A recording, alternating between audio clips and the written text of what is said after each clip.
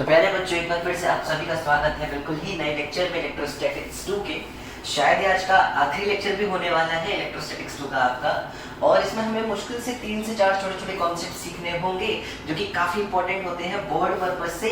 एक दो कॉन्सेप्ट है जो बोर्ड के लिए बहुत इंपॉर्टेंट है बच्चों, और एक दो कॉन्सेप्ट हैं जो कंपटीशन के लिए काफी ज्यादा इंपॉर्टेंट होने वाले हैं। तो सबसे पहले मैं शुरुआत करता हूँ बहुत ही आसान से टॉपिक से, which is electric field just outside a conductor. इससे पहले मैं आपको कुछ छोटी छोटी बातें याद दिला दूं।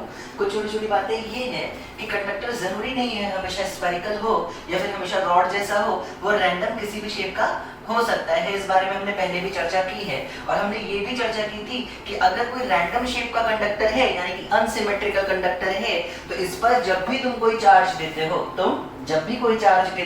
तो वो इस पे इक्वली हर जगह डिस्ट्रीब्यूट नहीं होता। वो कभी भी इस पे इक्वली हर जगह डिस्ट्रीब्यूट नहीं होता, बल्कि जो फ्लैट सरफेस होते हैं, जैसे मान लो ये वाला रीजन थोड़ा सा फ्लैट लग रहा है तो यहाँ पर चार्ज की डेंसिटी थोड़ी सी कम हो जाएगी, बल्कि जो कर्व होगा तो जितना ज्यादा कर्व होगा उतनी ज्यादा हो जाएगी वहां पे चार्ज की डेंसिटी। कुछ इस तरीके से बिखर जाता है आखिर अपना चार्ज। हम लोग ये बात अच्छे से जानते हैं। तो मैं ऐसा नहीं बोल सकता हूँ बेटा, मैं ऐसा नहीं बोल सकता हूँ कि हर जगह चार्ज की डेंसिटी सिग्मा होगी, बल्कि मैं सच बोलूं तो सच्चाई ये है कि चार्ज की डेंसिटी हर पर्टिकुलर जगह पे अलग अलग होने वाली है।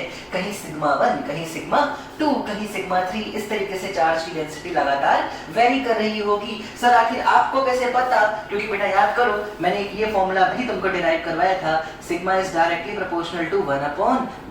जितना ज्यादा जहां का रेडियस उतना कम वहां का सिग्मा। तो छोटा रेडियस मतलब ज्यादा सिग्मा और बड़ा रेडियस मतलब कम सिग्मा। आखिर ऐसे अनसिमेट्रिक कंडक्टर के जस्ट बाहर, कितने बाहर बच्चों?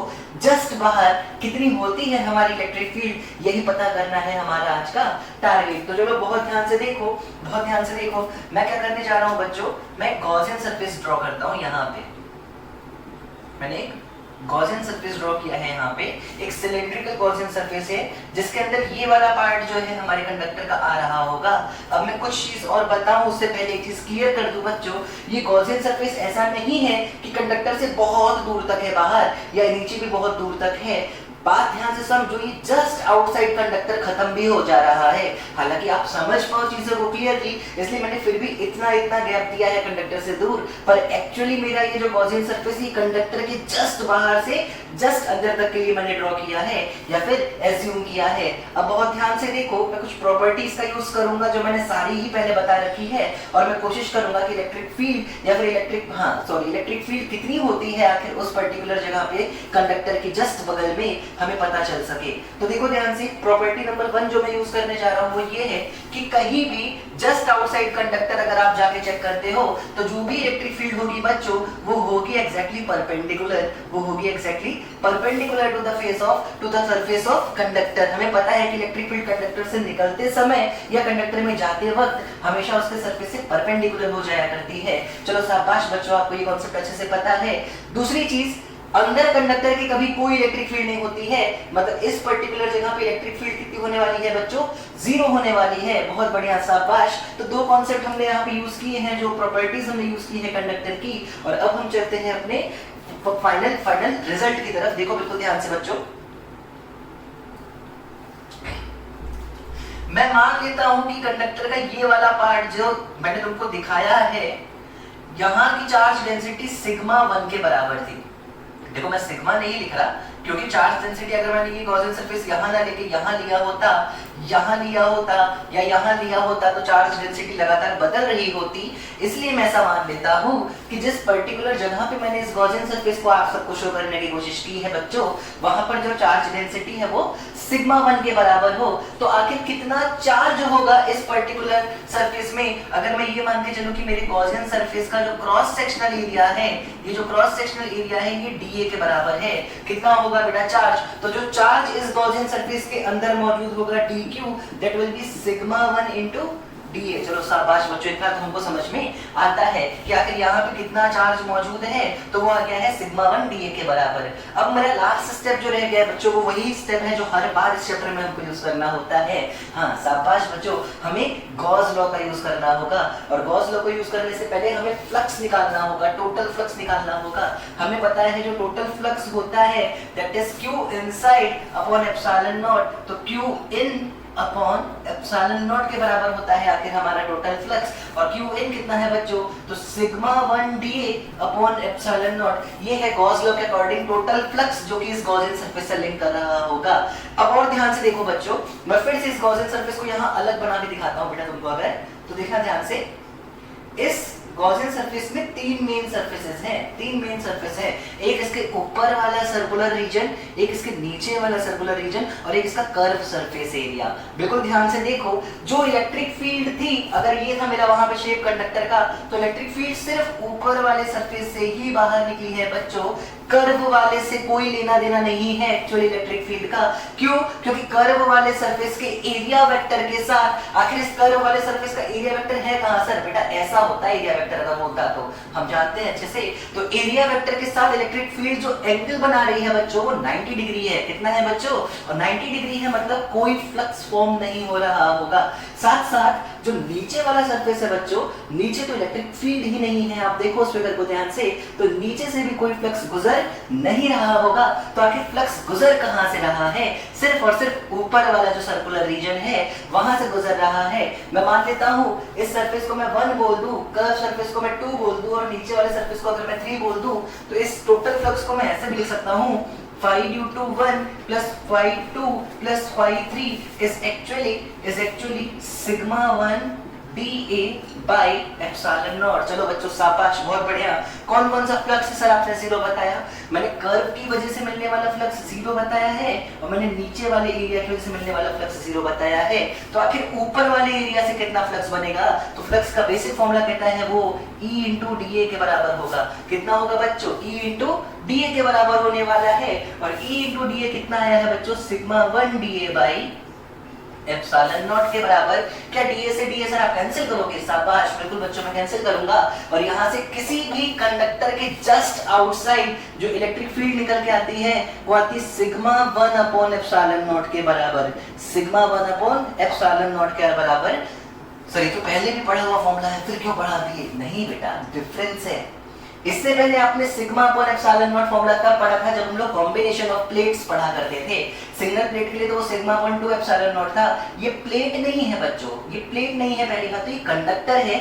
दूसरी चीज, एक चीज और डिफरेंट है, ये इलेक्ट्रिक फील्ड हर जगह सेम नहीं है। यहाँ की चार्ज डेंसिटी क्योंकि सिग्मा 1 थी, तो यहाँ पे सिग्मा 1 अपॉन एप्सिलॉन नॉट है। अगर मैंने यहाँ कहीं लिया होता तो वहाँ सिग्मा 2 अपॉन एप्सिलॉन नॉट आ रही होती। और इसलिए एक आखिर बहुत इंपॉर्टेंट बन जाता है ये छोटा सा कॉन्सेप्ट, जिसको हम लोगों ने बहुत ही बेहतरीन तरीके से समझ लिया है। एक पॉइंट और यहाँ पे कहना चाहूंगा, और उसके बाद बोलूंगा कि आप इस कॉन्सेप्ट को अच्छे से अपनी कॉपी में नोट करो कि ये जो इलेक्ट्रिक फील्ड है, ध्यान से समझना, मैं फिगर थोड़ा सा रब कर रहा हूँ क्योंकि मुझे कुछ और समझाना है। एक्चुअली मैंने जो इलेक्ट्रिक फील्ड कैलकुलेट करके आप सबको दिखाई है, मैंने इस पॉइंट पे इलेक्ट्रिक फील्ड निकाला है। देखो इस पॉइंट पे है ना, जस्ट आउटसाइड। ठीक है सर, बहुत बढ़िया बात है। इस पॉइंट पे जो इलेक्ट्रिक फील्ड मैंने आपको निकाल के सिखाई है बच्चों, एक्चुअली वो इलेक्ट्रिक फील्ड सिर्फ इसकी नहीं है।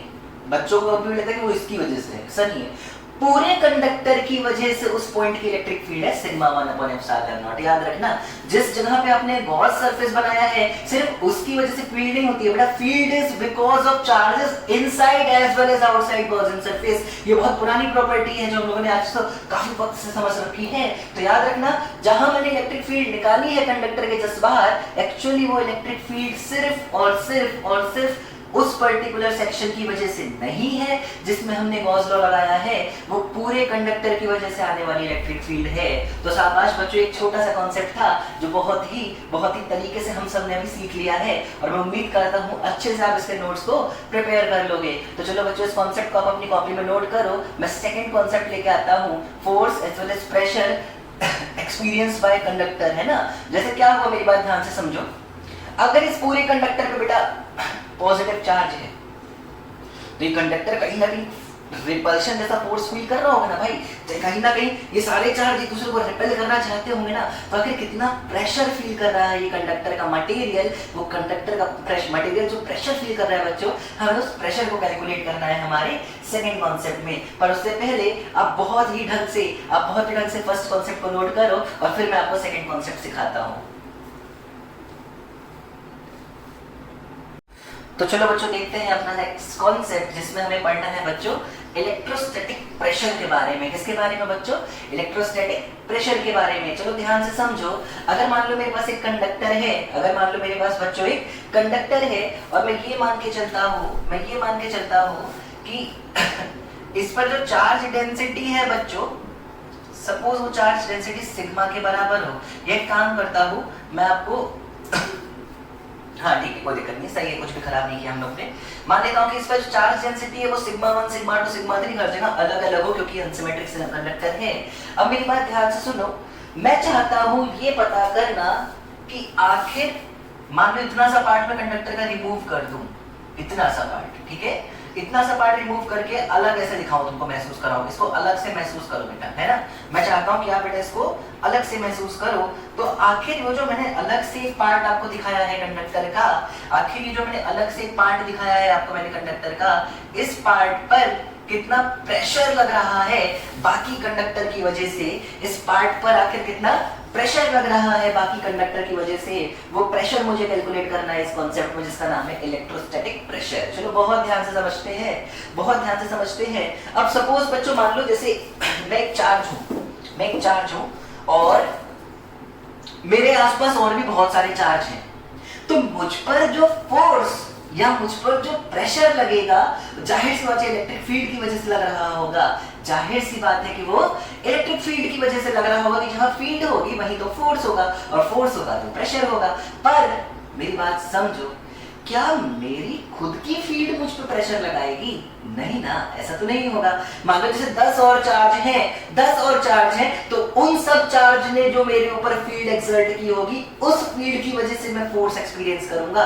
मैंने खुद ने क्या फील्ड बनाई है या क्या फील्ड नहीं बनाई है, उसका मेरे ऊपर लगने वाले प्रेशर से कोई लेना देना नहीं है, क्योंकि मेरी फील्ड बाकियों के लिए प्रेशर का काम करेगी। ऐसे ही बाकी बॉडी की फील्ड, बाकी सारी बॉडीज की जो फील्ड है वो मेरे ऊपर प्रेशर का काम कर रही होगी। मतलब सबसे जरूरी ये पता करना है कि आखिर ये जो बाकी का कंडक्टिंग मटेरियल है उसकी वजह से कितनी फील्ड लग रही है इसके ऊपर, तो ही मैं आगे बढ़ पाऊंगा अपने मकसद में, वरना मेरा मकसद अधूरा सा रह जाएगा। चलो ध्यान से देखो बच्चों, ध्यान से। मैं तुमसे क्या कहता हूँ कि ये बॉडी देखो, एक्चुअली ऐसे तोड़ के अलग से नहीं रखी हुई है, मैंने तोड़ के तुम्हें अलग से रख के दिखाया है क्योंकि मैं कुछ सिखाना चाहता हूँ। मैं एक पॉइंट लेता हूँ यहाँ जो कि कंडक्टर के अंदर हो गया, और एक पॉइंट लेता हूँ कंडक्टर के जस्ट बाहर। इस पॉइंट को मैं ए नाम दे देता हूँ, इस पॉइंट को मैं बी नाम दे देता हूँ, और मैं ये मान के चलता हूँ कि मैं जिस जगह तुम्हें प्रेशर निकालना सिखाता हूँ, यहाँ की जो लोकल चार्ज डेंसिटी है बच्चों, यहाँ की जो लोकल चार्ज डेंसिटी है बच्चों, वो सिग्मा के बराबर है, वो सिग्मा के बराबर है।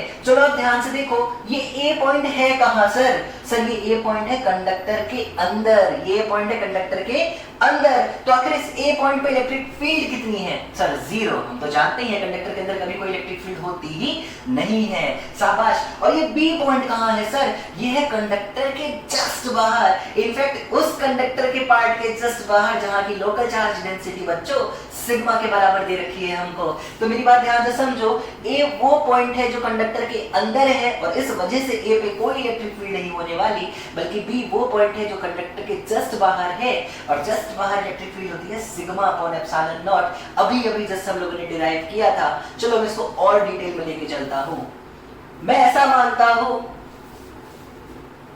कि ये जो सरफेस है जिसके जस्ट ऊपर मुझे प्रेशर कैलकुलेट करना है, या जिस पर कितना प्रेशर ये कैलकुलेट करना है, इसको मैं कुछ नाम देता हूं, मान लेता हूं इसका मैं नाम रख लेता हूं, मान लो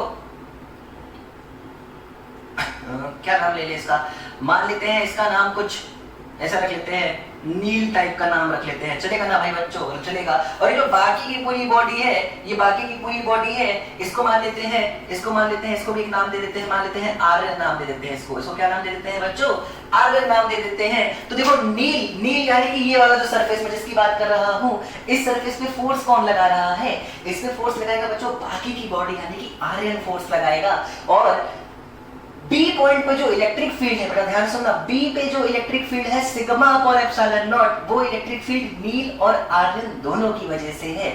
तो सबसे जरूरी है ये पता करना कि आखिर बी पे आर्यन की वजह से कितनी इलेक्ट्रिक फील्ड है, आखिर बी पर आर्यन की वजह से कितनी इलेक्ट्रिक फील्ड है, तब शायद मजा आएगा फोर्स निकालने में कि आर्यन ने नील पे कितना फोर्स लगाया है। चलो ध्यान से देखो, मैं मान लेता हूं ए पॉइंट की अगर बात करूं तो ए पॉइंट पे कुछ इलेक्ट्रिक फील्ड होगी नील की वजह से, शाबाश, और ए पॉइंट पे कुछ इलेक्ट्रिक फील्ड होगी आर्यन की वजह से, शाबाश। तो इन दोनों का सम क्या आएगा बच्चों? सर जीरो आएगा। क्यों आएगा जीरो? क्योंकि ए पॉइंट कंडक्टर के अंदर है भाई, ए पॉइंट कंडक्टर के अंदर है, और अगर ए पॉइंट कंडक्टर के अंदर है तो जाहिर सी बात है वहां पे नेट इलेक्ट्रिक फील्ड क्या होनी चाहिए? जीरो होना चाहिए, जीरो होना चाहिए। अच्छा ठीक, बी पॉइंट पे कुछ इलेक्ट्रिक फील्ड नील की वजह से होगी, हाँ सर, कुछ इलेक्ट्रिक फील्ड आर्यन की वजह से होगी, हाँ सर। ये कितनी होगी total? Sir sigma upon epsilon not. जरा देखो, इसको मैं इक्वेशन नंबर 1 बोलता हूँ, इसको इक्वेशन नंबर 2 बोलता हूँ, और अभी मैं वेक्टर फॉर्म में तुम्हें सारी चीजें लिख के दिखा रहा हूँ। अब मैं तुम्हें स्केलर फॉर्म में लेके चलूंगा क्योंकि मुझे प्लस माइनस के साथ थोड़ा खेल करना आना चाहिए। बताओ जरा, अगर ये कंडक्टर है, सिर्फ नील को देखो, बाकी बॉडी भूलो, कंडक्टर की वजह से ए पॉइंट पे इलेक्ट्रिक फील्ड होती कहां? सर नीचे। अच्छा ये आर्यन को देखो, अब नील को भूलो, तो आर्यन की वजह से इलेक्ट्रिक फील्ड कहां होती? इस पॉइंट पे ऊपर। मतलब ए पे दोनों की फील्ड की डायरेक्शन ऑपोजिट होती, बी पे नील की वजह से फील्ड कहां होती? ऊपर, बी पे आर्यन की वजह से भी कहां होती? ऊपर। तो बी पे एक्चुअली इलेक्ट्रिक फील्ड जुड़ रही होती, बी पे एक्चुअली इलेक्ट्रिक फील्ड जुड़ रही होती। तो अगर मैं वेक्टर फॉर्म के बारे में बात ना करके स्केलर फॉर्म में तुम्हें ये चीजें लिख के दिखाता तो मैं ऐसा लिखता, ए पॉइंट पे electric field due to Neel, अगर मैं नीचे की तरफ मान लेता हूं minus electric field due to Aryan, क्योंकि उसकी फील्ड ऊपर की तरफ थी, इसका सम कितना आया बच्चों? जीरो आया। लेकिन बी पॉइंट पे दोनों की फील्ड ऐड हो रही होगी और उसका सम कितना निकल जाएगा बच्चों? Sir sigma upon epsilon not. जरा इन दोनों इक्वेशन को आपस में क्या करो बच्चों? दोनों इक्वेशन को आपस में सब्ट्रैक्ट कर दो। क्या कर दो बच्चों? सब्ट्रैक्ट कर दो। अगर तुम दोनों को सब्ट्रैक्ट करोगे तो ये बन जाएगा minus of 2 times of electric field due to आर्यन, है ना? ये कितना निकल के आएगा? ये आएगा minus of sigma upon epsilon naught के बराबर। चलो बहुत बढ़िया। तो आखिर सिर्फ और सिर्फ आर्यन, यानी कि वो जो रिमेनिंग बॉडी है कंडक्टर की, सिर्फ रिमेनिंग बॉडी की वजह से जो इलेक्ट्रिक फील्ड निकल के आई वो कितनी आएगी बच्चों? Sir sigma upon 2 epsilon naught के बराबर आएगी, सिग्मा अपॉन 2 एप्सिलॉन नॉट के बराबर आएगी। और ये वो इलेक्ट्रिक फील्ड है बच्चों जो कि एक्चुअली यहाँ पर, यानी कि इस कंडक्टर पर, यानी कि जिसको मैंने नाम नील दे रखा है, इस पर फोर्स एक्सर्ट कर रही होगी, जिस पर फोर्स एक्सर्ट कर रही होगी या प्रेशर एक्सर्ट कर रही होगी। चलो तो सबसे पहली बात ये दिमाग में आनी चाहिए कि हम कंडक्टर के जिस पॉइंट पे प्रेशर निकालने जा रहे हैं या जिस छोटी सी एरिया पे प्रेशर निकालने जा रहे हैं, उस एरिया में मौजूद फील्ड एक्चुअली पूरे कंडक्टर की वजह से होती है, पर जो फोर्स है वो सिर्फ रिमेनिंग कंडक्टर की वजह से होगा, और जो प्रेशर है वो सिर्फ रिमेनिंग कंडक्टर की वजह से होगा। ये सारी ही बातें हद से ज्यादा इंपॉर्टेंट है, इसलिए मैंने कम से कम 4 से 5 बार तक रिपीट कर दी होगी, और शायद इतनी ही बार और रिपीट कर भी सकता हूं, नहीं भी कर सकता, पर मेरे कॉन्सेप्ट को ध्यान से समझना बच्चों। मैं बार बार बोल रहा हूं, जो फोर्स होगा वो बाकी बॉडी की वजह से होगा, जो प्रेशर होगा बच्चों वो बाकी बॉडी की वजह से होगा। और आखिर बाकी बॉडी की वजह से क्या फील्ड है जो यहाँ मौजूद है, मैंने वो कैलकुलेट किया अभी तुम्हारे सामने। चलो अब आगे बढ़ते हैं अपने कॉन्सेप्ट की तरफ। एक बार अगर मुझे पता चल गई कितनी है इलेक्ट्रिक फील्ड जो कि फोर्स के लिए रिस्पॉन्सिबल है, तो आखिर कितना होगा वहां पे फोर्स, मैं वो कैलकुलेट करके तुम्हें दिखाता हूं। मैं मान लेता हूं कि यहाँ पे जो चार्ज है, अगर मान लो इसका जो एरिया है, ये डीए के बराबर हो, कितना हो बेटा? डीए के बराबर हो, तो जो चार्ज मौजूद है डीक्यू वो है बेटा सिग्मा डीए के बराबर। कितना चार्ज मौजूद है बच्चों? सिग्मा डीए के बराबर। तो आखिर छोटा सा फोर्स डीएफ क्या होगा? फोर्स होता है चार्ज इनटू इलेक्ट्रिक फील्ड, तो हो जाएगा sigma DA into electric field अभी भी निकल के आई है बच्चों, कितना?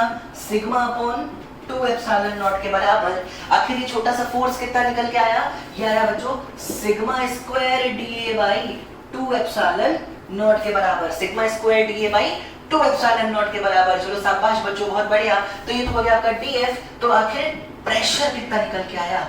डी प्रेशर छोटा सा प्रेशर जो उस पर्टिकुलर सरफेस ने फील किया होगा वो निकल के आएगा बच्चों फोर्स अपॉन एरिया, और वो आ जाएगा बच्चों sigma square upon 2 epsilon naught के बराबर, sigma square upon 2 epsilon naught के बराबर। चाहे ये फोर्स का फॉर्मूला हो बच्चों वो भी बहुत इंपॉर्टेंट है, और चाहे ये प्रेशर का फॉर्मूला निकल के आया है बच्चों sigma square upon 2 epsilon naught, ये भी हद से ज्यादा इंपॉर्टेंट होने वाला है कंपटीशन के एग्जाम के पर्पस से देखा जाए तो दोनों ही चीजें बेटा बहुत ही ढंग से नोट करो। और मैं एक फॉर्मूला और लिखाऊंगा तुम लोगों को, अगर मेरा ये सिमेट्रिक कंडक्टर होता तो कितना होता ये फोर्स और कितना होता ये प्रेशर। चलो ध्यान से देखो, अगर ये कंडक्टर सिमेट्रिक होता,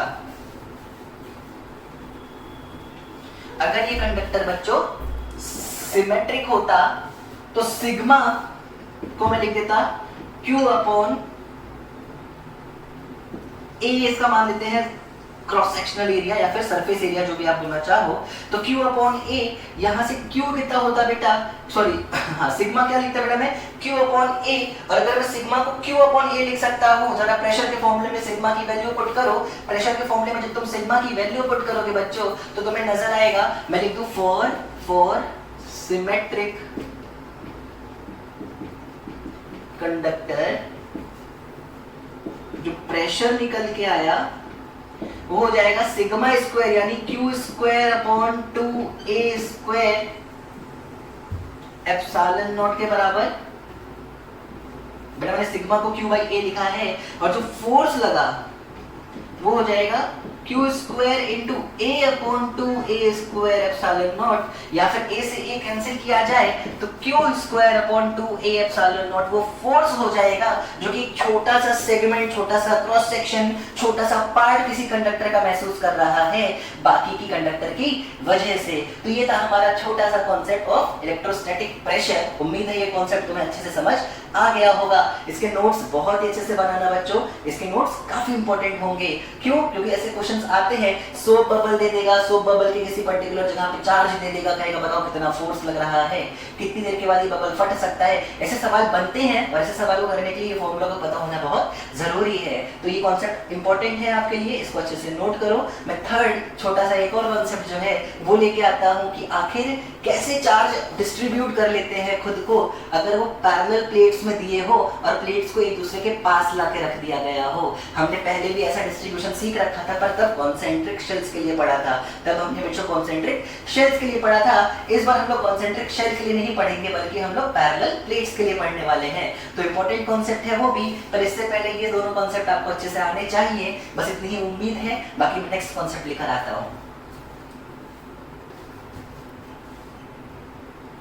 तो चलो बच्चों देखते हैं अपना नेक्स्ट टॉपिक जिसका नाम है distribution of charges on parallel plates. देखो मान लो मैंने क्या किया है, दो मेरे पास पैरेलल प्लेट्स हैं, दो पैरेलल प्लेट्स हैं जिनकी मैंने दो सरफेसेस दिखा रखी हैं दोनों साइड में, ए बी, और इस वाले की सी और डी, मतलब चार फेस हैं इन प्लेट्स की जो मुझे नजर आ रही है।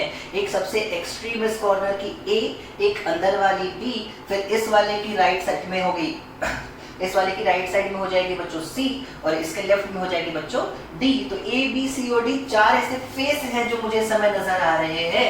और मैंने साथ साथ ये भी बता रखा है कि मैंने पहली प्लेट को Q1 चार्ज दिया है और दूसरी प्लेट को बाहर से Q2 चार्ज दिया है।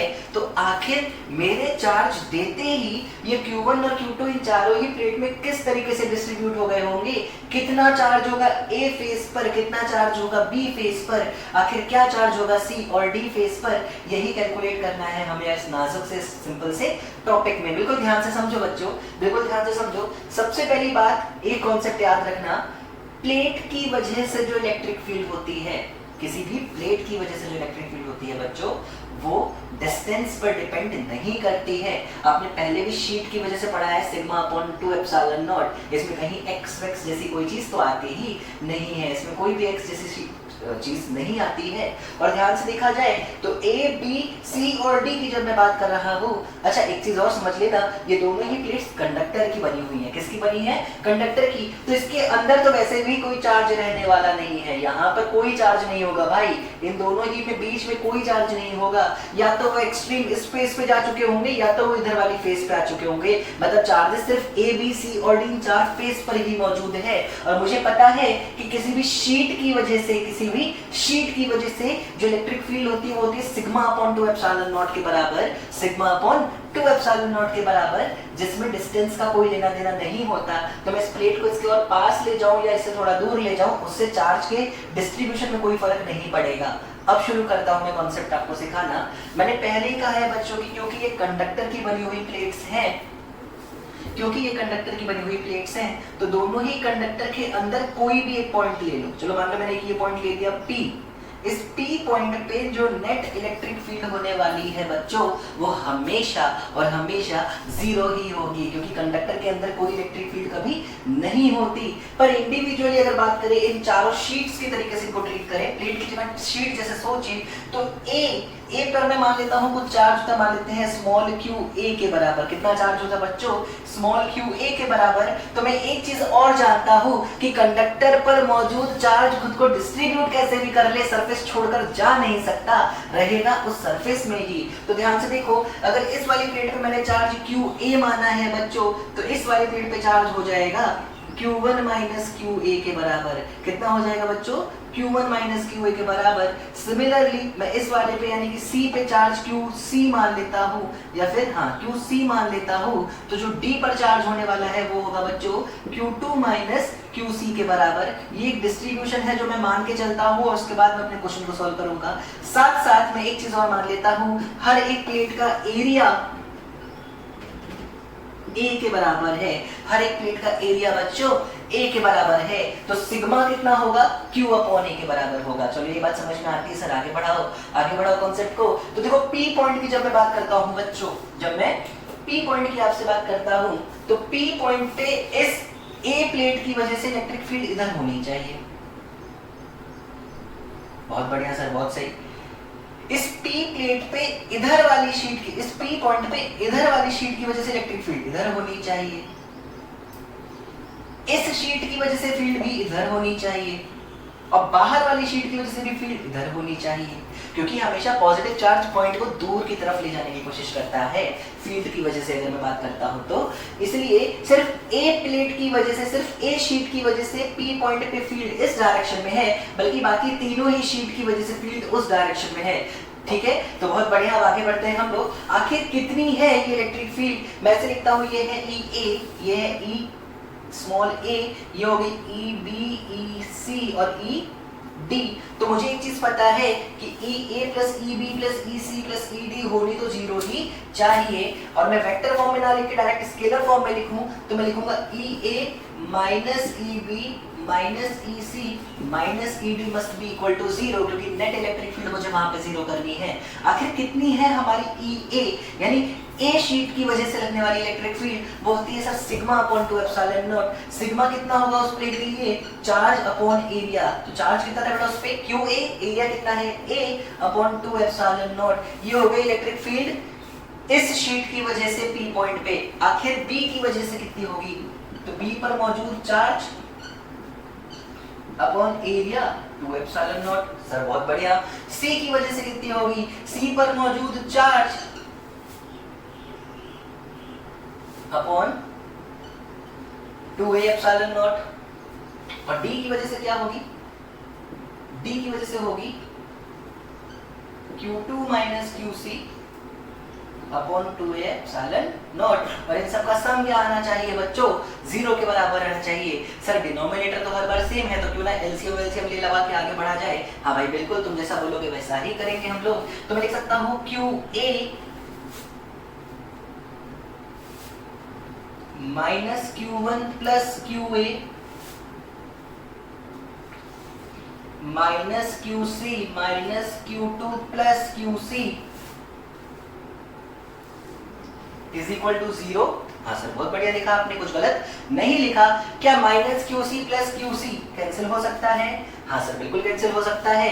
तो यहाँ से Q A plus Q A यानी कि ट्वाइस ऑफ क्यू ए निकल के आएगा बच्चों, ट्वाइस ऑफ क्यू ए निकल के आएगा, टू टाइम्स ऑफ नहीं हुआ, ये हो गया Q1 प्लस Q2 के बराबर। Two times of charge at first plate हमेशा आया है Q1 प्लस Q2 के बराबर। तो आखिर सिर्फ और सिर्फ बाहर वाली प्लेट पर कितना चार्ज आएगा सर? वो हो जाएगा Q1 प्लस Q2 अपॉन 2 के बराबर। देखो इस पर्टिकुलर मेथड से, इस पर्टिकुलर आसान से सिंपल से मेथड से मैंने ए फ्लूइड पे कितनी चार्ज है, सॉरी ए साइड में कितनी चार्ज है, मैंने वो कैलकुलेट कर ली। अब अगर ए साइड पर कितना चार्ज है ये मुझे पता है, तो बी पर कितना चार्ज निकालना कोई बड़ी बात नहीं है। पहले वीडियो पॉज करना, इसको नोट करना और अब देखो आगे का पूरा कैलकुलेशन जो मैं आपको दिखाना चाहता हूँ। चलो देखो ध्यान से, मैंने ए प्लेट पर तो शीट लिख ली, सॉरी ए शीट पर तो फील्ड लिख ली। अब मुझे बी शीट पर कितना है, सी फेस पर कितना है और डी फेस पर कितना है, मुझे इन सारे फेस की फील्ड लिखनी है। तो अगर मैं बी वाले फेस की बात करूं तो बी पर फेस पे जो चार्ज होगा QB एक्चुअली वो होने वाला है Q1 minus QA upon Q1 minus QA के बराबर। सिंपल सा, टोटल Q1 है, यहाँ कितना है वो पता है, तो यहाँ कितना होगा Q1 माइनस QA। तो देखो ध्यान से, ये कितना आएगा बच्चों, ये आएगा Q1 प्लस Q2 बाई 2। तो ये निकल के आएगा बच्चों Q1 minus Q2 by 2, Q1 minus Q2 by 2। चलो शाबाश बच्चों बहुत बढ़िया। सर जरा बताओ C पे कितना आएगा, सर C पे कितना आएगा? चलो भाई C की बात कर लेते हैं। चलो C की बात यहाँ करेंगे, बहुत आराम से करेंगे, यहाँ करेंगे। चार्ज एट प्लेट C अगर ध्यान से देखा जाए तो बहुत सिंपल तरीके से सिखा रहा हूं। एक गॉसियन सरफेस इमेजिन करो ऐसा, जो दोनों कंडक्टर के बीच से गुजर रहा हो। इस गॉसियन सरफेस में कहीं कोई फील्ड मौजूद नहीं होगी बच्चों, तुम ट्राई करके देख लो। ये दोनों तरफ कंडक्टर है, कंडक्टर में फील्ड वैसे नहीं होती, ये जो है वो इलेक्ट्रिक फील्ड के पैरेलल हो गई होगी अगर बीच में फील्ड हुई भी तो मतलब नेट फ्लक्स हमेशा इस गॉसियन सरफेस से जीरो होना चाहिए। और ऐसा तभी पॉसिबल है बच्चों, ऐसा तभी पॉसिबल है जब इस गॉसियन सरफेस के अंदर नेट चार्ज जीरो हो। पर गॉसियन सरफेस के अंदर आखिर चार्ज है कितना सर? इस शीट का चार्ज और इस शीट का चार्ज, ये दोनों ही गॉसियन सरफेस के अंदर होने वाले हैं। तो मतलब मैं ऐसे लिख सकता हूं कि चार्ज एट बी शीट या फिर B face plus charge at C face must be equal to 0। यहाँ से सी फेस का चार्ज कितना आ जाएगा, माइनस ऑफ बी फेस का चार्ज। तो सी पर मौजूद चार्ज निकल के आएगा बच्चों Q2 माइनस Q1 बाई 2 के बराबर। एक मिनट क्या तुमने कॉन्सेप्ट ऑफ इंडक्शन सीखा था जब हम लोग कॉन्सेंट्रिक स्फेरिकल शेल की बात करते थे? तो अंदर वाली शेल के बाहर का चार्ज अगर Q था तो उसके आउटर वाली शेल के अंदर माइनस Q इंड्यूस हुआ करता था। कॉन्सेप्ट कभी गलत नहीं हो सकता बच्चों, तरीका अलग हो सकता है अपने जरूरत या फिर अपने रिजल्ट तक पहुंचने का, पर कॉन्सेप्ट कभी बदलने वाला नहीं है। अभी भी वही कॉन्सेप्ट चल रहा है, जितना चार्ज आएगा यहाँ हमेशा उतना ही पर ऑपोजिट साइड का चार्ज आएगा यहाँ। देखो भाई कुछ भी बहुत बड़ी रॉकेट साइंस नहीं है। तो सर बहुत ही आसानी से आपने सी प्लेट में भी निकाल दिया चार्ज कितना है, आखिर आप डी पे भी तो बता ही दो। लो भाई लो, अगर मुझे डी वाले फेस पे चार्ज पता करना है तो मैं क्या करूंगा बच्चों, ध्यान से देखो। क्या मैं Q2 यानी कि total charge on second plate minus कर दूंगा चार्ज ऑन फेस सी। तो देखो ध्यान से, तुम इन दोनों की वैल्यू पुट करो। फेस सी पे चार्ज मैंने लिख रखा है और अजीब बात है रिजल्ट निकल के आया होगा Q1 प्लस Q2 बाई 2 के बराबर, जो कि एग्जैक्टली उतना ही है जितना कि ए फेस पे चार्ज नजर आया था, जितना कि ए फेस पे चार्ज नजर आया था। अरे सर कुछ तरीका है क्या इन सारी चीजों को बहुत आराम से सीख जाने का? बिल्कुल है। देखो जरा मैं सिखाता हूं। तुमको 2 प्लेट दी हो, तुमको 10 प्लेट दे दे। कितनी प्लेट दे दे बच्चों? 10 प्लेट दे दे। एक काम करो, सारी ही प्लेट का जितना भी चार्ज है सबको ऐड करो। क्या टोटल Q1 प्लस Q2 होता? अगर 3 प्लेट होती तो क्या Q1 plus Q2 plus Q3 होता? अगर 10 होती वैसे क्या Q10 तक होता? हाँ सर, सारे चार्ज का सम अपॉन 2 कर दो। क्या कर दो बच्चों? अपॉन 2 कर दो। वही चार्ज होगा सबसे एक्सट्रीम कॉर्नर पर मौजूद फेसेस पर, जैसे ए और डी फेस पर हमेशा Q1 plus Q2 by 2 Q1 plus Q2 by 2 ही होने वाला है चार्ज। अब बाकी फेसेस कैसे निकालेंगे सर? तुम्हें बाकी निकालने की जरूरत ही नहीं है बच्चों, बाकी तो इंडक्शन का खेल है, सब होता चला जाएगा। एक बार फर्स्ट प्लेट पे तुमको यहाँ पता है फर्स्ट प्लेट पे कितना चार्ज था ये पता है, तो इसमें से इसको माइनस कर दोगे ये मिल जाएगा, इसका नेगेटिव कर दोगे ये मिल जाएगा, उसमें से ये कर दोगे तो ये मिल जाएगा, इसका नेगेटिव करते तो अगली प्लेट का मिल जाता। तो चलो एक दो क्वेश्चन कर लेते हैं और अपने कॉन्सेप्ट को और स्ट्रॉन्ग कर लेते हैं। पर हाँ, तरीका या ट्रिक डिफरेंट चीज होती है और कॉन्सेप्ट और सॉल्यूशन एक डिफरेंट थिंग होती है। तो प्लीज कॉन्सेप्ट सीखना, उसके बाद ही तरीकों को यूज करो। मैं हर बार सजेस्ट करूंगा बेटा कॉन्सेप्ट जितना स्ट्रॉन्ग करोगे उतना तुम्हारे लिए अच्छा होने वाला है। आखिर क्या फर्क पड़ेगा सर इसको पास या पीछे ले जाए? कोई फर्क नहीं पड़ेगा। मैंने पहले ही कहा फील्ड का डिस्ट्रीब्यूशन डिस्टेंस का मोहताज नहीं है इस बार, तो बिल्कुल भी फर्क पड़ने वाला नहीं है। और चलो एक बार एक दो क्वेश्चंस और करके तुम्हें दिखाता हूं मैं कैसे होता है आखिर चार्ज का डिस्ट्रीब्यूशन पैरेलल प्लेट के केसेस में। इसका ज्यादा यूज पड़ेगा बच्चों जब तुम कैपेसिटर पढ़ोगे, बहुत यूज पड़ेगा इसका, क्योंकि पैरेलल प्लेट का कॉन्सेप्ट कैपेसिटर में बहुत डिटेल में आएगा। देखो ध्यान से,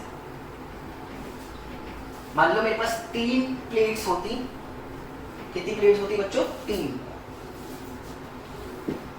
मान लो एक ये प्लेट, एक ये प्लेट, एक ये प्लेट। इस पे मान लेते हैं प्लस 10 कूलम का चार्ज होता, इस पे मान लेते हैं प्लस 8 कूलम का चार्ज होता, और इस पे मान लेते हैं बच्चों प्लस माइनस 4 कूलम का चार्ज होता। मैंने कुछ फेस ले लिए A, B, C, D, E और F। मैं चाहता हूं कि इन 6 के 6 फेस पर कितना कितना चार्ज डिस्ट्रीब्यूट हुआ होगा, आखिर फाइंड किया जाए। तो देखो बहुत आसान है, सबसे पहले सारे चार्ज का सम निकाल लो। क्या 10 प्लस 8 इज 18, 18 माइनस 4 इज 14, तो टोटल चार्ज है 14। कितना है बच्चों? 14। तो 14 के करो 2 टुकड़े, कितने टुकड़े? 14 के करो 2 टुकड़े। क्या 7 और 7 निकल के आएगा? बिल्कुल। तो A पे जो चार्ज होने वाला है बच्चा हो जाएगा 7 का, 7 माइक्रो कूलम या कूलम मान के चलते हैं, चलो यूनिट ले लेते हैं कूलम के बराबर। तो 7 कूलम आया A पे। क्या पूरी इस प्लेट पे चार्ज 10 कूलम था जिसमें से 7 A पे है, तो भाई यहाँ कितना होगा? 3 कूलम होगा। क्या B पे 3 है तो C पे -3 होगा? हाँ -3 होगा। पर टोटल तो इस प्लेट पे 8 होना चाहिए, C पे है -3, तो D पे होगा बेटा +11। देखो ना 11 में से 3 गया तभी तो 8 बचा। अगर यहाँ है 11 तो E पे आएगा बच्चों -11, पर टोटल तो -4 होना चाहिए, तो यहाँ प्लस करना पड़ेगा आपको 7 कूलम का चार्ज। देखो ध्यान से, क्या पहली शीट पे जितना था अपने यहाँ घूम के उतना ही आ गया आखिरी वाले पे भी? बिल्कुल सर। और जो कॉन्सेप्ट सीखा, जो पढ़ा, वो बिल्कुल सही पढ़ा, इसमें कुछ भी गलत नहीं था। तो ये बहुत ही आसान होता है डिस्ट्रीब्यूट करना चार्जेस को पैरेलल प्लेट के केसेस में। और इसके साथ साथ ये छोटा सा कॉन्सेप्ट बच्चों हमारा खत्म होता है यहाँ पे। अब आपके इस चैप्टर का सबसे लास्ट टॉपिक पढ़ाना शुरू करता हूँ मैं। एक छोटा सा कॉन्सेप्ट है जिसको बोला जाता है बच्चों वेन डी ग्राफ जनरेटर। क्या बोलते हैं बच्चों? When D Graaff generator. एक ऐसा जनरेटर जो बहुत ज्यादा बहुत हाई, मतलब आप यकीन नहीं करोगे, मिलियंस वोल्ट में पोटेंशियल डेवलप करने की क्षमता रखता हो। पोटेंशियल से अच्छा रहेगा बोलना, पोटेंशियल डिफरेंस डेवलप करने की क्षमता रखता हो, और इसका यूज किया जाता होगा फिर फर्दर किसी इलेक्ट्रिसिटी प्रोडक्शन की जगह पे, जहाँ भी हमारे इलेक्ट्रिसिटी का हमको वर्क करना हो रहा है, वहाँ पे ऐसे जनरेटर्स का काम पड़ता होगा। मैं तुम्हें एक बात और बता दूं कि 2014 या 2015 में कहीं से ये बात उठ के आई थी कि वेन डी ग्राफ जनरेटर को हमारे सिलेबस से हटा दिया गया है। बिल्कुल सच्चाई भी थी उस बातों में या नहीं थी इसके बारे में मुझे आइडिया नहीं है, लेकिन हाँ इतना मुझे पता है कि 2014 के बाद से कोई भी बोर्ड एग्जाम ने आज तक वेन डी ग्राफ जनरेटर नहीं पूछा है किसी भी एग्जाम में। पर आज भी एनसीईआरटी ने इस टॉपिक को रिमूव नहीं किया है अपने आप से, और अगर एनसीईआरटी में मौजूद है तो किसी भी बातों में आने से अच्छा है क्यों ना हम इस टॉपिक को पढ़ ले, समझ ले। चीजें बहुत आसान है, पर एक बात को बोल सकता हूँ कि हाँ शायद बहुत इंपॉर्टेंट नहीं है, लेकिन सीख लो बच्चों, उसी में तुम्हारी भलाई होगी। एक छोटा सा टॉपिक यहाँ पे शुरू करते हैं लास्ट, जिसका नाम है बच्चों वेन डी ग्राफ जनरेटर। चलो देखो ध्यान से,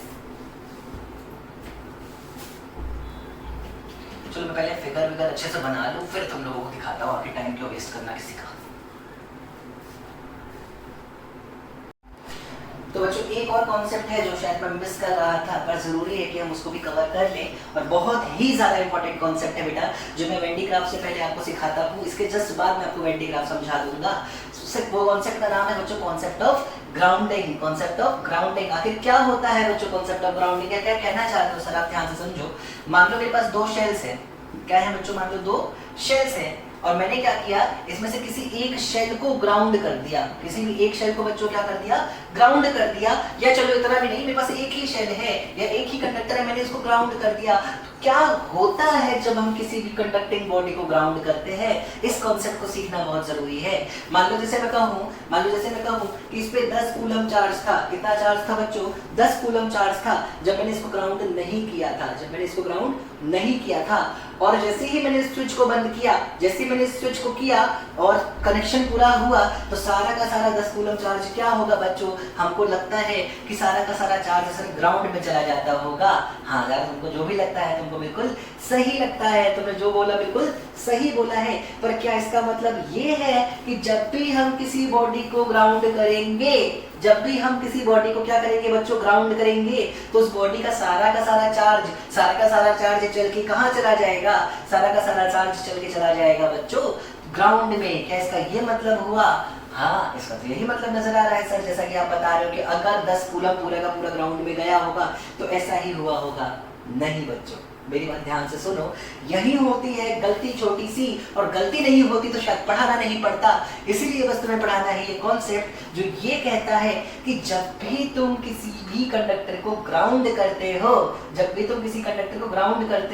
सब पहले ये तो बताओ ग्राउंड करने का क्या मतलब हुआ है। इसे तो हम समझ ही नहीं पा रहे। ग्राउंड करने का मतलब है कंडक्टर को एक कंडक्टिंग वायर की मदद से अपने अर्थ के अंदर तक ले जाना है ना, कंडक्टिंग वायर को लेना जो कि कंडक्टर से अर्थ के अंदर तक जा रहा हो, थोड़ा अंदर तक जा रहा हो। चलो ध्यान से समझो, जब भी तुम कभी किसी कंडक्टर को ग्राउंड करोगे तो उस कंडक्टर का इलेक्ट्रिक पोटेंशियल जीरो होना चाहिए। क्या जीरो होना चाहिए? पोटेंशियल जीरो होना चाहिए। उस पर चार्ज जीरो हो ऐसा बिल्कुल भी जरूरी नहीं है। हालांकि बेसिकली जनरली जब तुम एक दो छोटे छोटे क्वेश्चंस देखे हो या करे हो तो हमेशा चार्ज जीरो हो जाता है। तो एक गलत कॉन्सेप्ट हमारे अंदर चला आता है बच्चों की, जब भी हम किसी कंडक्टर को करते हैं ग्राउंड उसका चार्ज हमेशा जीरो हो जाएगा। पर सच ऐसा नहीं है, सच है थोड़ा अलग। और सच जो है वो ये है कि जब भी आप करोगे किसी कंडक्टर को ग्राउंड, मेरे प्यारे बच्चों, उस कंडक्टर का इलेक्ट्रिक पोटेंशियल जीरो होगा। उस कंडक्टर का इलेक्ट्रिक पोटेंशियल जीरो होगा। जरा मेरी बात सुनो, अगर मैं इसका रेडियस r मान के चलूं तो इस पे कोई भी चार्ज अगर है, कोई भी चार्ज, क्या पोटेंशियल kq/r हो जाएगा? हाँ, तो पोटेंशियल जीरो कब होगा भाई? जब इसका चार्ज पूरा का पूरा खत्म हो जाए। इसलिए पूरे के पूरे चार्ज को मूव करना पड़ता होगा, इसलिए पूरे के पूरे चार्ज को बच्चों मूव करना पड़ जाता होगा ताकि इस शेल का पोटेंशियल जीरो कर सके। और हर बार क्या चार्ज जीरो ही हो जाएगा? तो बेटा मैं ऐसा बोलूंगा तुमसे कि जरूरी नहीं है कि हर बार चार्ज जीरो हो जाए उस बॉडी पर जिसको तुमने ग्राउंड किया है। ये तो डिपेंड करता है कि आखिर उस बॉडी को तुमने किस तरीके से रख रखा है। ये सब डिपेंड करता है कि आखिर उस बॉडी को तुमने किस तरीके से रख रखा है। चलो मैं तुम्हें करके दिखाता हूँ एक सवाल, बहुत आसान सा, और एक सवाल मैं तुमको होमवर्क दूंगा। मान लो मैंने क्या किया, मेरे पास एक दो हॉलो कंडक्टिंग शेल है। इसका रेडियस a के बराबर मान लेता हूँ और इसका रेडियस b के बराबर मान लेता हूँ। इस पर कुछ चार्ज है, मान लो Q1 के बराबर, और मैंने क्या किया, मान लो बाहर वाले कंडक्टिंग शेल को मैंने बच्चों ग्राउंड कर दिया। तो क्वेश्चन है, बताओ what will be final charge and final potential of outer shell। हमें बताना है कि बाहर वाली शेल का फाइनल पोटेंशियल क्या होगा और फाइनल चार्ज क्या होगा उस पे, अगर मैंने इसको क्या कर दिया बच्चों, ग्राउंड कर दिया। तो देखो ध्यान से, जैसे ही किया है सर मैंने ग्राउंड, मेरा आउटर शेल का पोटेंशियल तो पक्का जीरो होने वाला है। तो V कितना निकल के आएगा बच्चों, जीरो निकल के आएगा। क्या चार्ज भी जीरो होने वाला है? यही तो सीखना है, आखिर यही तो सीखना है। तो मैं मान लेता हूं कि इसका फाइनल चार्ज कुछ Q डैश हो जाएगा। क्या मान लिया मैंने? देखो बेटा, जैसे जैसे मैं कर रहा हूँ, अगले सवाल में मैं बाहर वाले को नहीं पर अंदर वाले को ग्राउंड करूंगा और तुमसे कहूंगा कमेंट में आंसर बताओ। तो स्टेप्स ध्यान से देखो मैं क्या फॉलो कर रहा हूँ, और तुम्हें भी बिल्कुल उन स्टेप्स का यूज करना होगा। स्टेप्स पर मत जाओ, ज्यादा अच्छा रहेगा, तुम्हें ये कॉन्सेप्ट समझना होगा। जिस पर भी तुमसे पूछा जाता है फाइनल चार्ज, मान लो उस पे फाइनल चार्ज है Q डैश, क्या तुमको मैंने कुछ दिनों पहले किसी भी शेल का इलेक्ट्रिक पोटेंशियल लिखना सिखाया था? हाँ, तो अगर मैं तुमसे बोलूं बेटा VB है कितना, VB कितना होता, तो VB होता अंदर वाले शेल की वजह से KQ1/B के बराबर, शाबाश। और VB होता बाहर वाली शेल की वजह से KQ'/B के बराबर, शाबाश। तो देखो ध्यान से, VB कितना निकल के आता बच्चों, VB निकल के आता KQ1 plus KQ' whole upon B के बराबर। पर क्योंकि हमने B का किया है ग्राउंडिंग, तो B पोटेंशियल होना क्या चाहिए बच्चों, 0। मतलब क्या, Q1 plus Q' should be equal to 0। बेटा B इधर आके 0 हो जाएगा, K कॉमन है, वो भी हट गया हमारा वहां से। तो Q1 प्लस Q' 0 होना चाहिए, Q1 प्लस Q' 0 होना चाहिए। और जैसे ही सॉल्व करोगे आप इसको, आपको दिखेगा कि Q' is minus of Q1। हो, ये तो 0 नहीं है भाई, Q' कितना निकल के आया है, माइनस Q1 के बराबर। और यही तो मैं आपको सिखाना चाहता था कि जिस भी बॉडी का करोगे आप ग्राउंडिंग, उसका पोटेंशियल हमेशा 0 रखना बच्चों, उसका पोटेंशियल हमेशा 0 रखना, उस पर चार्ज हमेशा 0 रखने की जरूरत नहीं है। इनफैक्ट कॉम्पिटिशन में फाइनल चार्ज ही पूछा जाता है। अब ये 2 शेल की कहानी हो, चाहे ये 3 शेल की कहानी हो, मुझे नहीं लगता कि आपको ये बहुत बड़ा रॉकेट साइंस लगेगा और हमेशा आपको ये कॉन्सेप्ट याद रहेगा।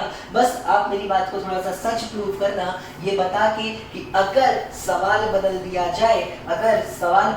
जाए और मैं कहूं कि मैंने अंदर वाले की ग्राउंडिंग की है, बल्कि बाहर वाले पे चार्ज कुछ था पहले से Q2, बाहर वाले पे कितना चार्ज था बच्चों, Q2, बाहर वाले पे कितना चार्ज था बच्चों, Q2। तो बताओ फाइनली अंदर वाले का क्या होने वाला है, पोटेंशियल, और क्या होने वाला है अंदर वाले पर चार्ज। बहुत ही आसान सा आंसर आता है, पर मैं देखना चाहता हूँ कि क्या तुम मेरा कॉन्सेप्ट समझ पा रहे हो कि नहीं। और अब चलते हैं हम अपने नेक्स्ट और फाइनल कॉन्सेप्ट की तरफ, जिसका नाम है बच्चों वेन डी ग्राफ जनरेटर। चलो ध्यान से देखेंगे उसके बारे में काफी चीजें, पर उससे पहले अच्छे से नोट करो आप इस कॉन्सेप्ट को, जिसको हम बोलते हैं कॉन्सेप्ट ऑफ ग्राउंडिंग। याद रखना मेरी बात, कॉन्सेप्ट ऑफ ग्राउंडिंग बस इतना सा कॉन्सेप्ट है कि जिस भी बॉडी को आपने किया है ग्राउंड, उसका पोटेंशियल 0 करोगे, कभी भी उसका चार्ज 0 करने की जरूरत नहीं है। हो सकता है चार्ज 0 हो जाता हो सकता है चार्ज 0 ना होता हो, वो सिचुएशन पर डिपेंड करेगा, वो कंडीशंस पर डिपेंड करेगा, पर पोटेंशियल हर कीमत पर 0 ही होगा। चलो थैंक यू बच्चों। तो नेक्स्ट कॉन्सेप्ट हम लोग सीखने जा रहे हैं वेन डी ग्राफ जनरेटर। तब तक आप इसको अच्छे से नोट कर लीजिए। तो चलो बच्चों सीखते हैं हमारा बिल्कुल ही आखिरी कॉन्सेप्ट इस चैप्टर का, जो कि है वेन डी ग्राफ जनरेटर। मैंने आपको पहले ही कहा इस जनरेटर का यूज क्यों किया जा रहा है आखिर, तो बहुत ज्यादा पोटेंशियल डिफरेंस फॉर्म करने के लिए आखिर हम इस पर्टिकुलर जनरेटर का यूज किया करते हैं। पर कैसे काम करता है ये जनरेटर, उसके पहले मुझे 2 बहुत इंपॉर्टेंट पॉइंट्स आपके साथ डिस्कस करने हैं, उनको बहुत ही ज्यादा ढंग से समझना बच्चों। सबसे पहला पॉइंट क्या है, सबसे पहला पॉइंट होता है, याद रखना, अगर तुम किसी भी कंडक्टर को जिसका रेडियस r के बराबर है, जिसपे चार्ज q के बराबर है, अगर मैं इसके सरफेस का इलेक्ट्रिक पोटेंशियल तुमसे पूछूं बच्चों, तो आप सब जानते हो फॉर्मूला होता है KQ/R के बराबर। एक चीज जो ध्यान से समझाना चाहता हूं उसे ध्यान से समझो, R यानी कि रेडियस जैसे जैसे छोटा करता चला जाओ, R यानी कि रेडियस जितना मैं छोटा करता चला जाऊं बच्चों, जितना छोटा करता चला जाऊंगा, क्या वो पोटेंशियल उतना ही ज्यादा होता चला जाएगा। हाँ सर बिल्कुल सही बात है, इलेक्ट्रिक पोटेंशियल उतना ही ज्यादा होता चला जाएगा। और बताओ सर अगर मैं R को ऑलमोस्ट 0 में बराबर कर दूं तो सर जो पोटेंशियल आएगा वो इन्फिनिटी के आसपास पहुंच जाता होगा। तो चलो मैं 0 तो नहीं करता हूँ, पर जो पहला कॉन्सेप्ट मैं आपको सिखाना चाहता था वो क्या था, ध्यान से समझो कि अगर मान लो मेरे पास एक कंडक्टर जो है, मान लो बहुत ही शार्प एज वाला कंडक्टर हो, मतलब मान लो मेरे एक अनसिमेट्रिकल कंडक्टर है, पर एक जगह पे बहुत शार्प सा एज है, उसमें एक जगह पे बहुत शार्प सा एज है, तो शार्प एज में अगर मैं इस कॉर्नर की बात करूं, देखो ध्यान से, इसका रेडियस ऑलमोस्ट 0 जैसा मिलेगा। सर्कुलर मोशन में आपने कर्वेचर, रेडियस और कर्वेचर सीखा है मुझसे, कुछ वैसा ही कॉन्सेप्ट यूज करके देखो। जहां जहां होंगे शार्प एजेस, वहां पोटेंशियल होगा बहुत ज्यादा, वहां का पोटेंशियल क्या होगा बच्चों, बहुत ज्यादा होने वाला है वहां का पोटेंशियल। एक ये इंपॉर्टेंट कॉन्सेप्ट था जिसको हमें इस वेन डी ग्राफ जनरेटर में यूज करना होगा। और अब मैं आपको कहानी सुनाता हूँ आगे की, ध्यान से समझो। अगर ऐसे शार्प कॉर्नर वाले कंडक्टर्स को मैं क्या करूं, कुछ इस तरीके से रख दूं, मान लो मैं इस तरीके से प्लेस कर दूं, है ना, एकदम शार्प कॉर्नर है, देखो ये सारे बहुत शार्प कॉर्नर है। तो ऐसे कंडक्टर की वजह से जो पोटेंशियल डिफरेंस जनरेट होता है, जो पोटेंशियल डिफरेंस जनरेट होता है वो इतना ज्यादा होगा कि यहाँ मौजूद जो भी एयर या गैस है वो इस गैस को आयनाइज कर देगा। आयनाइज कर देगा मतलब एयर को आयनाइज कर देगा, मतलब इतना ज्यादा यहाँ का पोटेंशियल होने वाला है बच्चों कि जो हवा मौजूद है वो टूट जाएगी पॉजिटिव और नेगेटिव आयंस में। जो नेगेटिव आयंस होंगे अगर यहाँ पे पॉजिटिव पोटेंशियल था तो उसकी तरफ भागने लगेंगे, या हाई पोटेंशियल था तो उसकी तरफ चले जाएंगे, और जिधर होने वाला है लो पोटेंशियल उसकी तरफ हमारे पॉजिटिव चार्ज पार्टिकल्स भागना शुरू कर देंगे।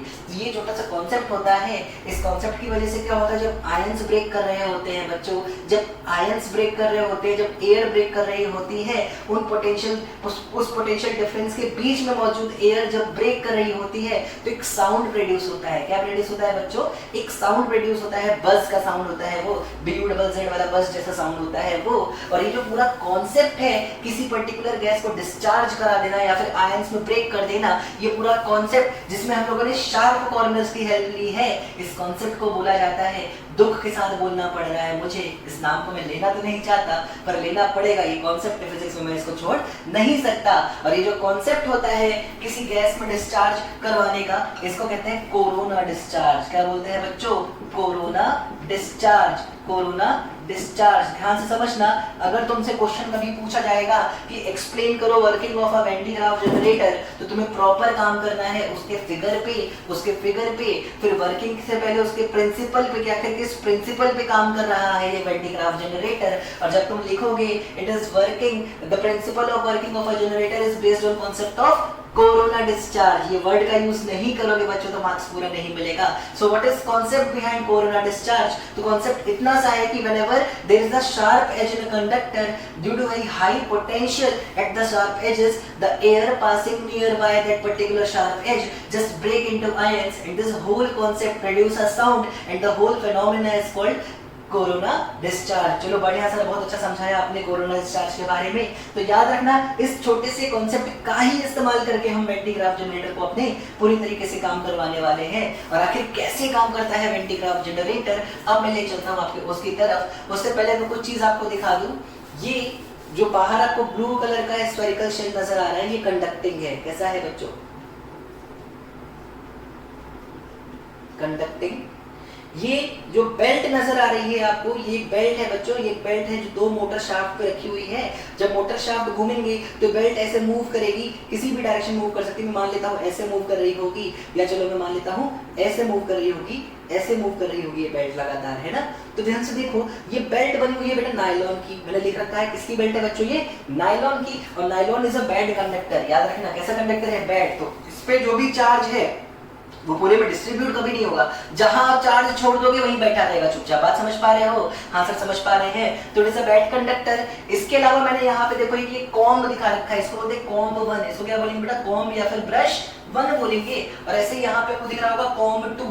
कॉम्ब 1 और कॉम्ब 2 दोनों कंडक्टिंग मटेरियल के बने हुए हैं, और दोनों ही कॉम्ब के कॉर्नर्स बहुत शार्प हैं, दोनों ही कॉम्ब के कॉर्नर्स बहुत शार्प हैं। जो दूसरी वाली कॉम्ब है बच्चों, वो कहीं ना कहीं नायलॉन बेल्ट को टच कर रही है, इस चीज का ध्यान देना। दूसरी वाली बेल्ट नायलॉन बेल्ट को, दूसरी वाला कॉम्ब नायलॉन बेल्ट को लगातार बच्चों क्या कर रहा है, टच कर रहा है। अब शुरू करते हैं अपनी कहानी, जो कि हमको समझना है आखिर कैसे वैन डी ग्राफ जनरेटर काम कर रहा होगा। देखो मैंने जो पहला कॉम्ब है उसे एक बैटरी से कनेक्ट कर रखा है। उसे किससे कनेक्ट किया है बेटा, एक बैटरी से कनेक्ट किया है, जिसका पॉजिटिव टर्मिनल इस तरफ है और नेगेटिव इस तरफ है।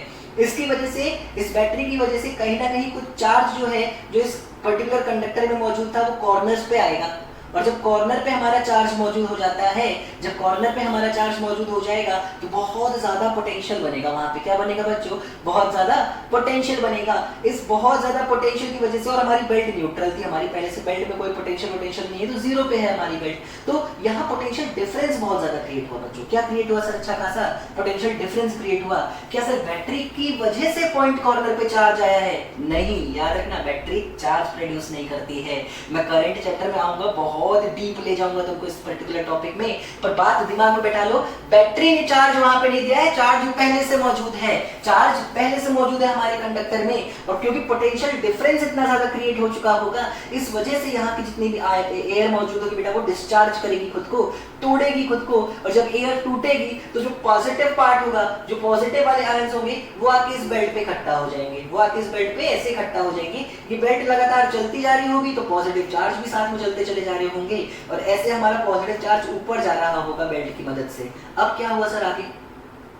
आगे ये हुआ कि जैसे ही ये पॉजिटिव चार्ज यहां पहुंचा, पॉजिटिव चार्ज को मिला एक रास्ता कि वो बाहर जाके स्फेरिकल शेल में दूर दूर होके बैठ जाए, और हमेशा से हम जानते हैं, हमने ये कॉन्सेप्ट में सीखा है कि चार्ज आउटर मोस्ट सरफेस पर जाके रुकना पसंद करता है। तो अपने आप इस कॉम 2 के रास्ते से, अपने आप में दो तरीके से इस कॉन्सेप्ट को समझाता हूँ, अपने आप इस कॉम 2 के रास्ते से ये पॉजिटिव चार्ज क्या करेगा, इधर मूव कर जाएगा और इकट्ठा हो जाएगा आके इस बाहर वाले शेल पे। एक तो आप ऐसे समझ सकते हो, या ऐसे समझ लो कि जैसे ही पॉजिटिव चार्ज दिखा, इस शेल में मौजूद इलेक्ट्रॉन्स को जो फ्री थे मूव करने के लिए, उनको उनका प्रेमी नजर आया होगा और वो शेल से डायरेक्ट मूव करके भाग गए होंगे कॉम के जरिए उन पॉजिटिव चार्ज के पास, उनको न्यूट्रल करने के लिए। तो ऐसे बोलो कि शेल से इलेक्ट्रॉन चले गए या फिर पॉजिटिव चार्ज सरफेस पे आ गया, मतलब दोनों का एक ही होने वाला है लास्ट में। फिर ये काम लगातार चलता रहेगा, ऐसे ऐसे पॉजिटिव चार्ज ऊपर जाएगा और बाहर एक्यूमुलेट होता जाएगा।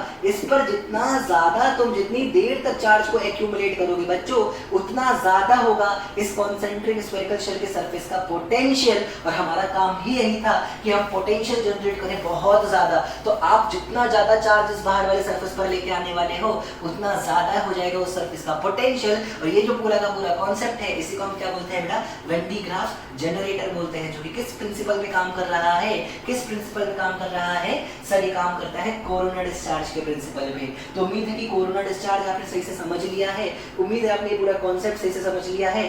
गलत बात दिमाग में मत रखना, बैटरी ने यहाँ पे चार्ज नहीं दिया था बच्चों, चार्ज पहले से मौजूद है। बैटरी तो बस मदद कर रही है कि पोटेंशियल डिफरेंस एक बार अच्छे से जनरेट कर दे और उसके बाद हमारा पूरा का पूरा कॉन्सेप्ट वहां पर शुरू हो जाए। तो शाबाश बच्चों, ये छोटा सा कॉन्सेप्ट है वेन डी ग्राफ जनरेटर। इसके साथ साथ तुमसे कुछ बातें करनी है बहुत जरूरी, जैसे कि अपनी एनसीईआरटी का सेकंड चैप्टर पढ़ना मत भूलिएगा, कैपेसिटर के पहले तक एक एक लाइन पर जाना बहुत जरूरी है, एनसीईआरटी की एक्सरसाइज सॉल्व करना बहुत जरूरी है। और जो भी आपको दिक्कत होती है एनसीईआरटी में, आप प्लीज मुझे बताएं और मैं आपको बिल्कुल उसका कोई ना कोई रास्ता बता कर दूंगा कि कैसे आपको प्रॉब्लम को सॉल्व करना है। तब तक के लिए आप बस खुश रहो, हंसते रहो, मस्त रहो, अपना ध्यान रखो और अपने फ्यूचर का भी ध्यान रखो। चलो, थैंक यू।